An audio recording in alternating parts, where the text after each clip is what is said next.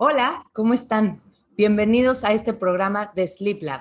Este es el primer video, el video de introducción, en donde vamos a resolver muchas de las dudas relacionadas con el funcionamiento del sueño, con los beneficios que puede tener, el problema que estamos viviendo hoy en día con la cultura que tenemos en torno al sueño. Vamos a hablar de algunos trastornos como del insomnio y vamos a hablar de cuáles son los requerimientos que necesitamos para dormir óptimamente.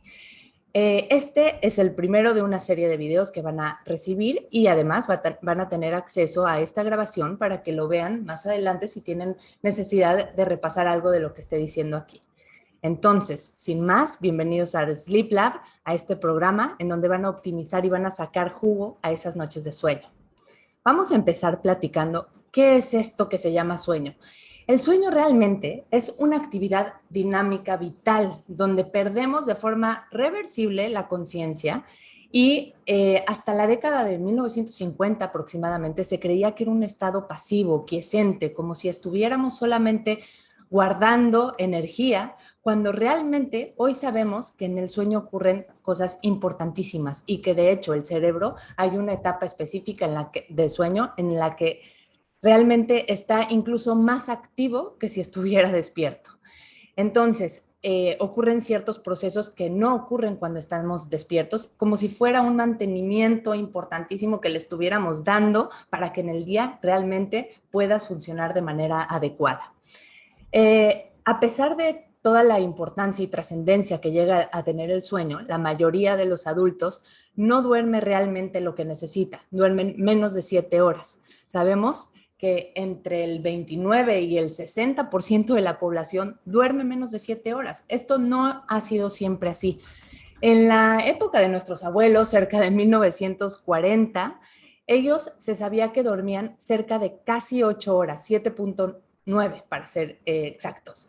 Hoy en día, y les debo decir que esta información no se ha actualizado del todo, pero hasta 2013 sabíamos que dormíamos si acaso 6.9, no llegábamos al mínimo que eran 7 horas. Imagínense, después de 10 años, casi 10 años, en donde ya pasó una pandemia, ¿cómo estamos durmiendo hoy en día? ¿Cómo se ha afectado de alguna manera esta capacidad o esta cantidad de horas que estamos descansando? Y sin embargo el cuerpo no se ha modificado, la genética nos sigue pidiendo descansar mínimo entre 7 y 9 horas. Es el pilar de la salud, para mi gusto, el sueño más infravalorado y el que más podemos modificar. Por eso estamos aquí hoy y vamos a aprender todo esto. Ahora, hablemos un poquito más a detalle de cómo funciona el sueño, ya que los seres humanos tenemos una forma muy específica para descansar y es en forma cíclica. Para esto, les voy a proyectar una imagen que me ayudará a dejar esto un poquito más claro. Los ciclos de sueño de un ser humano duran entre 90 y 110 minutos, algo así. Por lo tanto, tenemos varios ciclos distribuidos a lo largo de la noche. En el ciclo tenemos dos distintas etapas básicamente. Una etapa que se llama sueño MOR o REM, por sus siglas en inglés, pero en español realmente es con movimientos oculares rápidos o sin movimientos oculares rápidos, esta otra fase que a su vez se subdivide en tres, N1, N2 y N3. Ahora, van a entender un poquito más adelante por qué la trascendencia de entender cada una de las fases.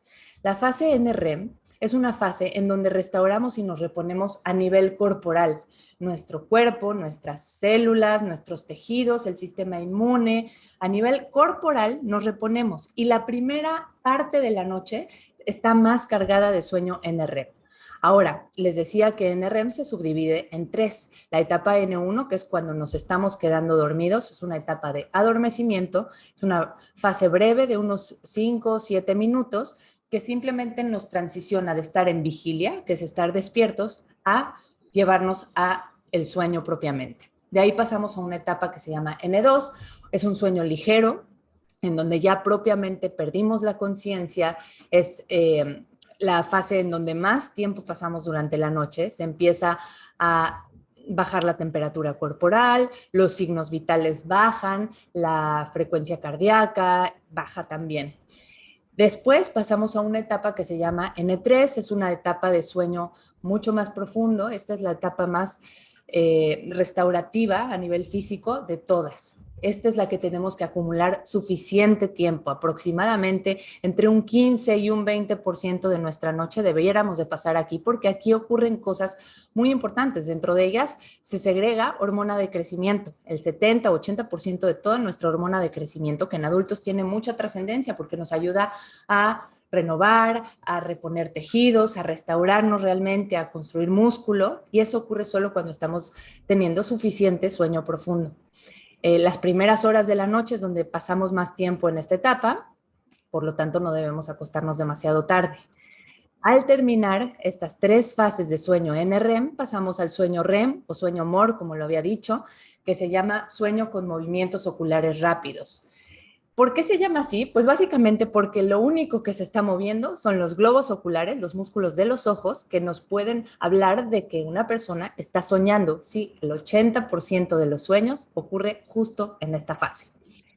El sueño MOR, además de los ojos, otro músculo que por supuesto sigue moviéndose para poder seguir viviendo es el diafragma. El movimiento del diafragma permite la respiración espontánea, pero el resto del cuerpo está realmente en una parálisis muscular.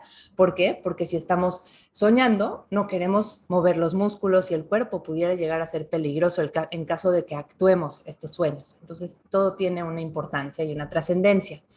El ciclo total, su duración, les decía, es entre 90 y 110 minutos, y cuando termina, a veces llegamos a hacer ciertas pausas en donde volvemos a la superficie, incluso en ciertas ocasiones llegamos a abrir los ojos, adoptamos una nueva postura, nos giramos, nos reacomodamos y además aseguramos que todo a nuestro alrededor sigue siendo seguro y volvemos a dormirnos. Idealmente, estos despertares no tienen mucha trascendencia porque se guardan en el inconsciente. Al otro día ni siquiera los recuerdas. Y inicias con otro ciclo de sueño. De esta manera logramos tener entre 4 y 6 ciclos cada noche de hora y media.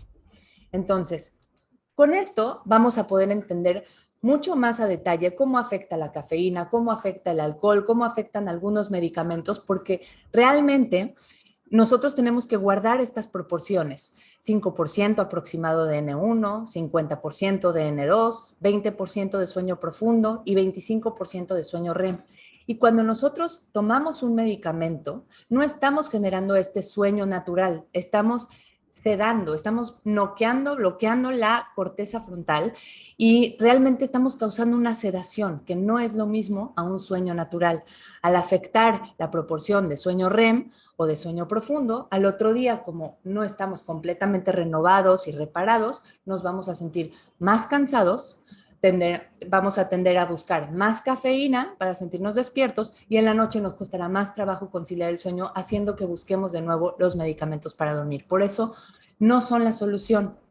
Y sin embargo, debo decirles que tenemos información sobre la pandemia, en donde sabemos que se aumentó el consumo de ansiolíticos, antidepresivos y medicamentos para dormir, incluso al doble. Entonces, ahora entendemos por qué no causan realmente un sueño como el que necesitamos. Ahora, ¿qué pasa cuando sí obtenemos ese sueño que necesitamos y es óptimo? Pues tiene muchos beneficios. Dentro de todo, debo decirles que va a optimizar todas las funciones cognitivas. Si nosotros dormimos bien, vamos a tener una memoria que nos va a permitir guardar la información y estar atentos para captar esa información. Y además va a permitir que las memorias se guarden de corto plazo a largo plazo, o las que no son importantes se olviden. Hacemos una edición de memorias. Esto permite que optimicemos realmente el aprendizaje, que sea exactamente lo que tenemos que aprender. También sabemos que durante el sueño liberamos ciertas hormonas, pero ese es un video que vamos a hacer específicamente para poder entender todo el funcionamiento de las hormonas. Pero a grandes rasgos les platico que durante el sueño se libera testosterona, se libera hormona de crecimiento, que ya vimos es importantísima para la restauración, la renovación y para nuestros músculos. Y también vamos a tener un metabolismo adecuado. Las personas que duermen bien van a poder bajar de peso como lo necesitan, van a disminuir sus riesgos de padecer diabetes. No solamente es tenerlo en la genética, realmente tiene mucho que ver el cómo nos comportamos en nuestros hábitos de sueño para ver si se van a aprender o apagar todos estos genes. El sueño además va a ayudar a nuestra piel a que se vea más sana, que el colágeno que tiene la piel se restaure y se vea de una manera más hidratada. También nos va a permitir en nuestro sistema inmune recabar las células necesarias que necesitamos para combatir una infección. Tenemos unas células que se llaman natural killers o asesinos naturales, que son células que son básicas para matar células cancerígenas en nuestro cuerpo y que sabemos que con una sola noche de no dormir bien vamos a tener una disminución en el funcionamiento de estas células de hasta un 70%. Por lo tanto, si hay alguna persona que va a recibir una vacuna y que necesita tener su sistema inmune al tope, necesita haber descansado bien una semana antes y una semana después, por ejemplo. Además, el dormir bien nos va a permitir ser mucho más resilientes a nivel emocional. Nuestra salud mental depende en gran medida de la noche anterior. Va a permitir que seamos más resilientes al estrés. Acuérdense que el estrés no es solamente aquello que nos pone en riesgo, que nos preocupa, sino cómo nosotros percibimos ese factor estresante. Y en gran medida la forma en la que hemos descansado va a determinar con qué óptica miras ese factor que causa estrés en ti. Entonces va a aumentar tu nivel de paciencia, el dormir bien y nos va a permitir tomar realmente mejores decisiones. En fin, el sueño va a hacer que seamos más longevos, que vivamos más tiempo, que seamos más vitales, porque va a permitir que los telómeros, que son unas tapitas que tienen nuestros cromosomas al final, no se acorten. Cada noche que dormimos mal, estamos acortando nuestra posibilidad de vivir una vida larga y sana. Realmente no hay mejor manera de decirlo. Una noche de sueño es un remedio infalible para el envejecimiento. ¿Y qué pasa realmente cuando no dormimos bien? Pues bueno, van a haber alteraciones a todos los niveles, sobre todo a nivel mental, como lo he dicho, vamos a tener mucho más olvidos, va a costar más trabajo recordar algunas palabras, vamos a afectar nuestra salud cardíaca, nuestro corazón va a ser mucho más susceptible a infartos, a enfermedades cardíacas, cardiovasculares, tan es así que sabemos que cuando perdemos una hora de sueño en el cambio de horario, aumentan casi 25% el riesgo, la llegada a urgencias con personas que tienen infartos. Entonces vean este incremento, cómo está denotando que tan solo una hora aumenta muchísimo este riesgo cardiovascular, además de que aumenta también el riesgo de suicidios. ¿Por qué? Porque está estrechamente relacionado la forma en la que dormimos con nuestra salud mental y con nuestra percepción de las cosas. Somos mucho más sujetos a presentar ansiedad, a presentar depresión. Casi no hay una persona que diagnostiquen con depresión que no tenga trastornos de sueño. Es básico en ese diagnóstico. Entonces, están totalmente relacionados. Y como les decía, aumenta importantemente los riesgos de muerte por todas las causas cuando alguien no duerme bien. Muy bien, ahora vamos a platicar de cuánto sueño necesitamos realmente. Pues bueno, a pesar de que muchos van a decir, no, yo con 6 horas estoy bien, a mí no me afecta tanto dormir poco, la realidad es otra. Los estudios nos indican que la mayor parte de los adultos necesita entre 7 y 9 horas de sueño por noche para poder tener una salud óptima. La gente que realmente necesite menos de 7 horas y con eso funcione bien, estamos hablando de aproximadamente un 1% de la población que tienen una mutación genética específica que les permite dormir menos de 7 horas y funcionar sin ninguna complicación. Para el resto de la población estamos hablando de entre 7 y 9. Ahora, ¿quién pudiera llegar a necesitar un poco más de 9 horas? Porque si no estás dentro de este grupo, realmente más de 9 horas sabemos que está haciendo sueño chatarra, en donde no estás recibiendo la calidad óptima o algo nos está indicando en donde tus noches no están siendo suficientes. Entonces, ¿quién pudiera llegar a necesitar más? Los niños, las personas que tienen alguna enfermedad y los deportistas de alto rendimiento. En algunos casos también pudiera ser que las embarazadas, pero realmente para otros grupos de gente es probablemente perjudicial dormir más de 9 horas. ¿Cuál es la latencia normal? Pues bueno, la latencia me estoy refiriendo a el tiempo que toma en quedarnos dormidos. Y naturalmente esto estamos hablando de entre 15 y 20 minutos. Si toma mucho más tiempo, ya estaríamos hablando de un tipo de insomnio del cual hablaremos un poquito más adelante. Pero algo que no tenemos muy en cuenta es que también el dormirse demasiado pronto, para aquellas personas que dicen, yo echo la cabeza en la almohada e inmediatamente me quedo dormido, me está diciendo de forma oculta que no estamos suficientemente descansados, que llegas tan agotado al momento de la noche que te duermes de inmediato y eso realmente no es tampoco sano. Entonces, la latencia adecuada será 10, 20 minutos en promedio. Ahora, ¿cuáles son los trastornos que pueden llegar a afectar el sueño? Pues vamos a hablar de insomnio, porque hoy en día realmente, les decía, menos de 30% de las personas obtienen el sueño que necesitan. Dormimos en promedio 1 hora menos de lo que se dormía en 1940, ¿ok? Y no nos adaptamos. Ahora, ¿cuál es el problema que esto conlleva? Primero hay que saber detectarlo, porque con base a ello vamos a poder definir si se necesita realmente un acompañamiento médico o no.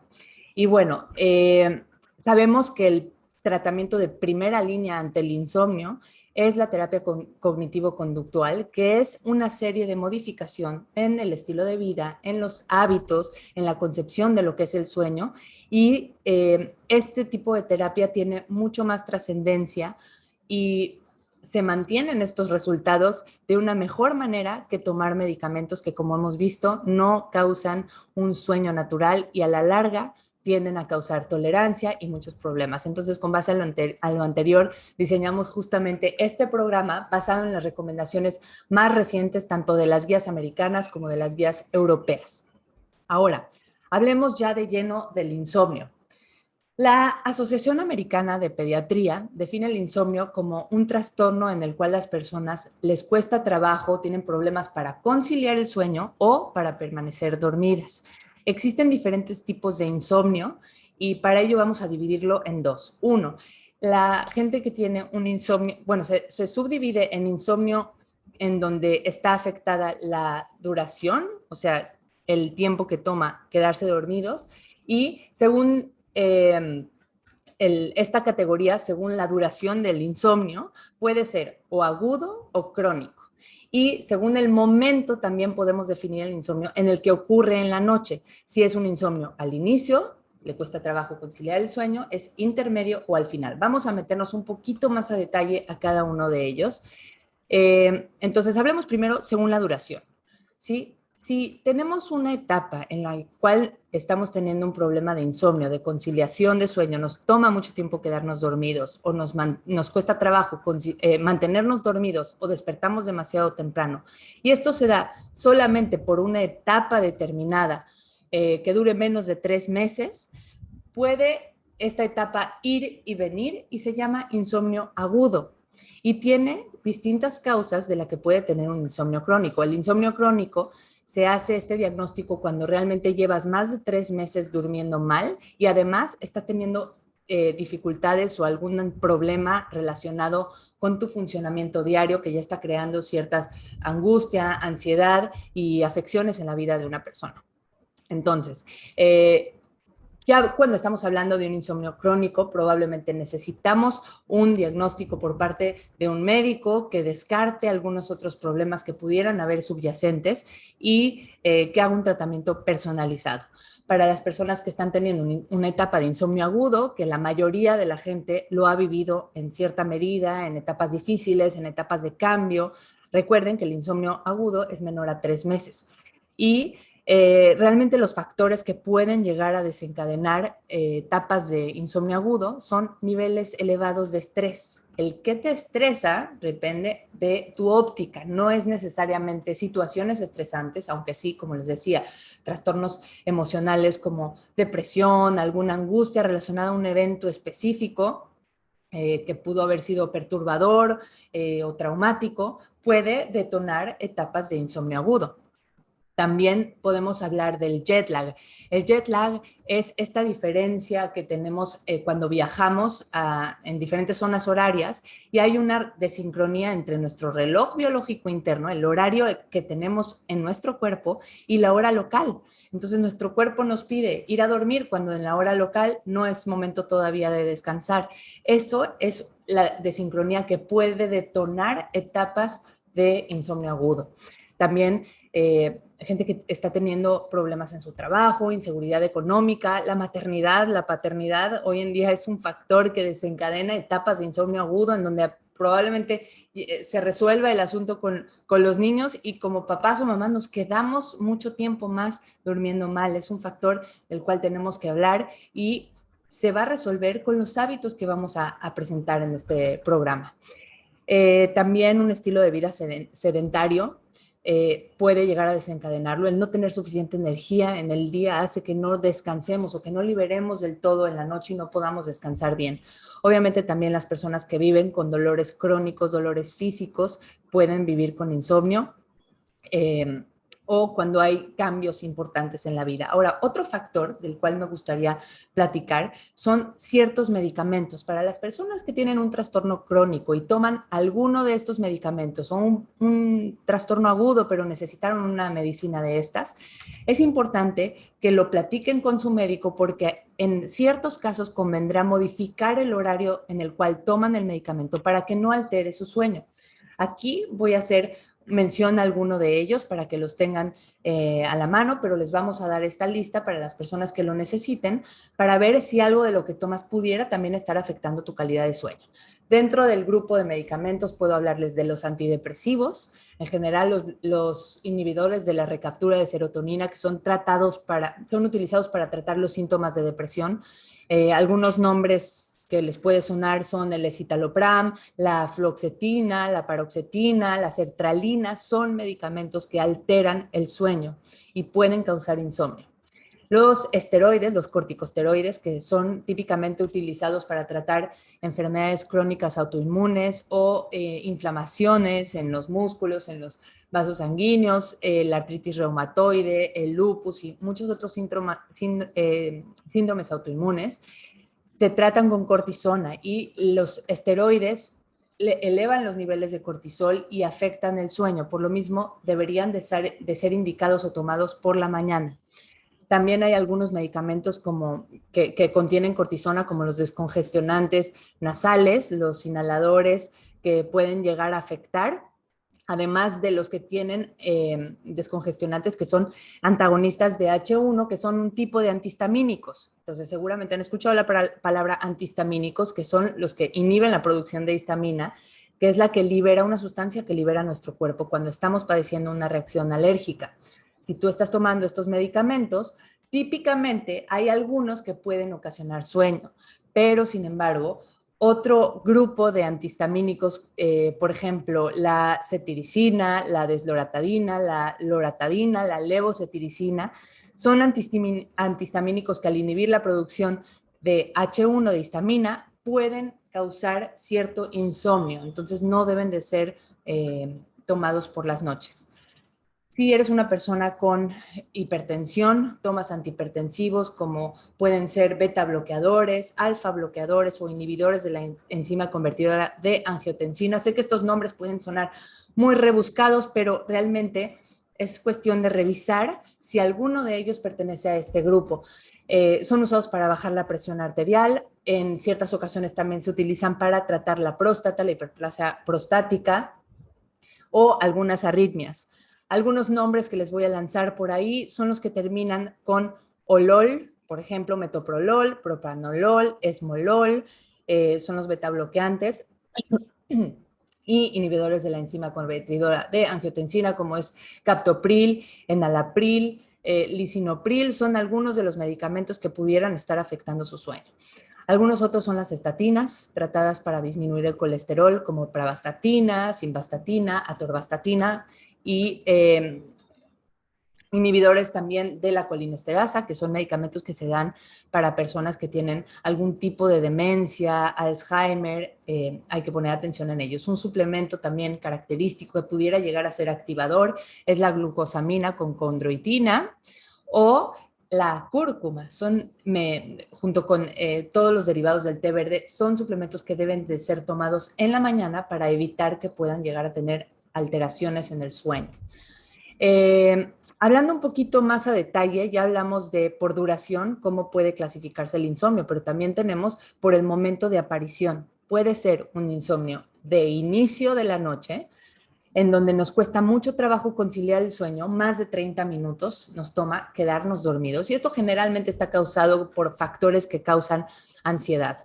Preocupación por las finanzas, preocupación por el trabajo, fechas límite o problemas que realmente nos hagan tener la mente demasiado ocupada y conciliar el sueño.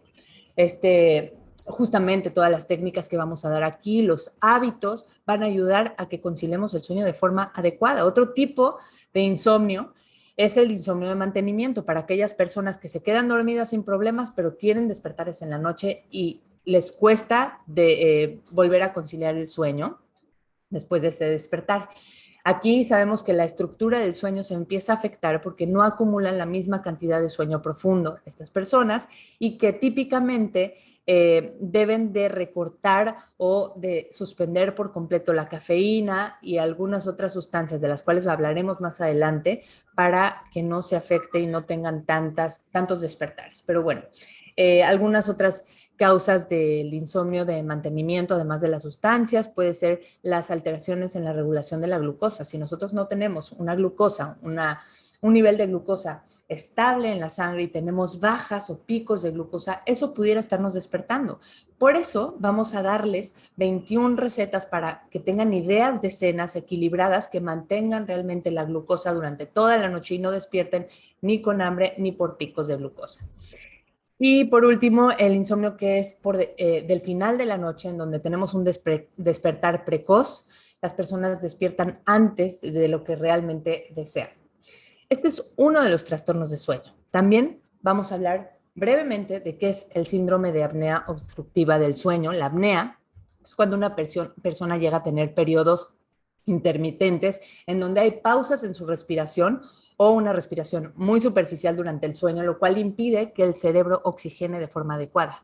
Generalmente, la apnea está relacionada con el colapso de los tejidos del cuello. Se colapsan y entonces puede llegar a haber una oclusión en la vía respiratoria que impide el paso del oxígeno y entonces esto puede llegar a durar segundos y varias veces, 20, 30 veces o más por cada hora de sueño. Depende de cuántas veces se repita y qué tan mal es la oxigenación, la gravedad. También llega a caracterizarse porque las personas que tienen este problema típicamente despiertan con sonidos como si fuera, si estuvieran atragantándose. Les cuesta trabajo abrir la tráquea y entonces su cerebro los despierta porque no está recibiendo suficiente oxígeno y despiertan y entonces se va viendo fragmentada y afectada su calidad de sueño de forma súper importante. Además, al colapsarse la vía aérea, son personas que típicamente tienen un ronquido fuerte, estridente, que incluso llega a escucharse en otra recámara. Así que este es uno de los signos importantes que deben preguntarle a sus parejas. Si ustedes son personas que roncan de manera constante, estridente, fuerte, es algo que deben de reportarle a un médico para que haga un estudio más profundo de sueño y lleven este programa de la mano con un especialista que personalice el tratamiento y que pueda determinar la severidad del caso. Entonces, realmente, si están luchando contra el insomnio, contra la apnea o se sospecha de algún problema, un trastorno del sueño, lejos de malos hábitos, es importante que de la mano, junto con nosotros, consigan la asesoría de un médico que pueda ayudarnos con las herramientas presentadas a idear un tratamiento personalizado y que los guíe por un camino adecuado. Entonces, bueno, les decía que el principal tratamiento para el insomnio, para los problemas de dormir, es la correcta higiene de sueño y la modificación de los hábitos y de los comportamientos que van a afectar al sueño. Las personas con insomnio, les decía, suspender la cafeína y bueno, tampoco recomendaría en estos casos tomar siesta. ¿Qué pasa con la siesta en general? La siesta es un periodo de descanso que vamos a hablar un poquito más a detalle adelante, pero específicamente en las personas que ya están teniendo problemas para dormir, no se recomienda porque quita presión al sueño y porque hace que al llegar al momento de dormir no estemos lo suficientemente cansados. Ahora, los hábitos que vamos a ir formando a lo largo de este programa nos van a ayudar a crear las bases para mejorar el sueño a aquellas personas que ya tengan un problema o para optimizar esa calidad para las personas que están durmiendo